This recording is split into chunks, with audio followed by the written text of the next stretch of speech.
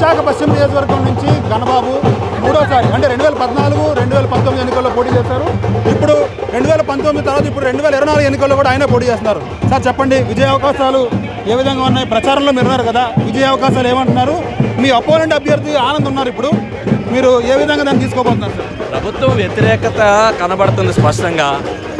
ఓట్లు ఏమని వెళ్ళి అడుగుతారు?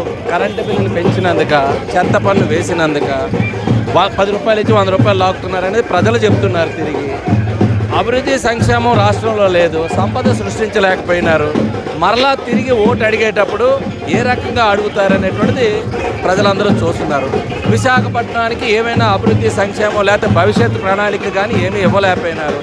సో ఏ రకంగా చూసినా రాష్ట్రంలో అన్ని చోట్ల తీవ్ర వ్యతిరేకత ఎదుర్కొంటున్నారు. ఇక్కడ ఇంకా ముందు నుంచి వ్యతిరేకత ఉంది కాబట్టి అదే కొనసాగుతుంది.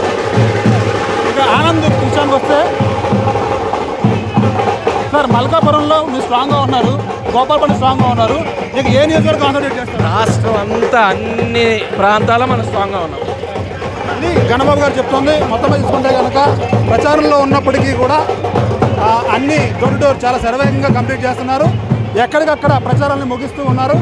ఆ ఏరియాలన్నింటిలో కూడా తిరుగుతూ ఎక్కడికక్కడ ప్రచారాలను ముందుంటామని చెప్తున్నారు.